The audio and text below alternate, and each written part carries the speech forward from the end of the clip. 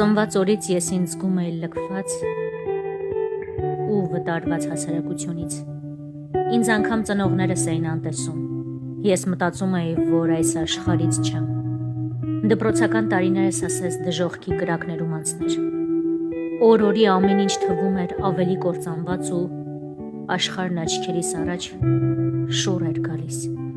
Չգիտեի, որ ավարտեմ դպրոցն ինչ եմ անելու։ Ինչ մասնագետ կլինեմ ես, եթե բոլորն ինձնից զզվում են ու հեռվանում։ Ես տհաճ եմ ու տգեղ մարդկանց համար։ Մարդիկ երես են թեքում անգամ հեռվից տեսնելով ինձ։ Տղաների մասին խոսք անգամ գնալ չի կարող։ Նրանք ինձ որպես անճոռնի ճուտիկ են տեսնում և օգտագործում։ Ես ոչ մեկի պետք չեմ։ Ես պետք է մեռնեմ։ Վերջ։ Բայց ահա եկավ մի պահ,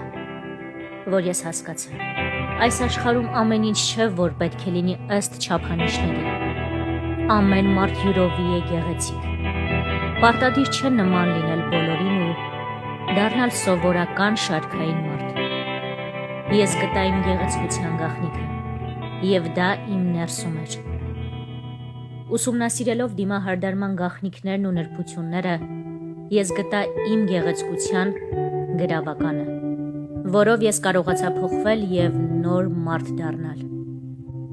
Ես նոր դպրոց մուտք գործեցի լրիվ որպես նոր մարդ, ու հենց այստեղ էլ սկսվեց իմ երջանիկ պատանեկությունը։ Ես հավատացի ինձ, և աշխարհն էլ հավատաց ինձ։ Ես սիրեցի ինձ, և բոլորը սիրեցին ինձ։ Ես ինձ հնարավորություն տվեցի, ու բոլորն ինձ հնարավորություն տվեցին։